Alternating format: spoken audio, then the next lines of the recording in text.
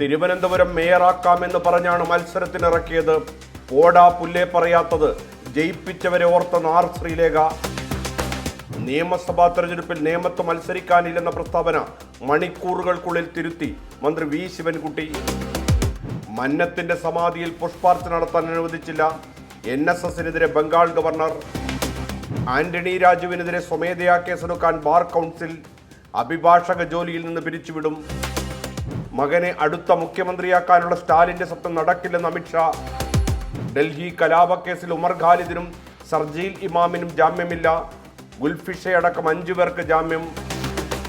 ഞാൻ സന്തോഷവാനല്ലെന്ന് മോദിക്കറിയാം. ഇന്ത്യക്കെതിരായി തീരുവ വീണ്ടും ഉയർത്തുമെന്ന സൂചനയുമായി ട്രംപ്. ഇറാനിൽ ഇനിയും പ്രതിഷേധക്കാർ കൊല്ലപ്പെട്ടാൽ കടുത്ത പ്രത്യാഘാതം നേരിടേണ്ടി വരും. ഭീഷണി ആവർത്തിച്ച് ട്രംപ്.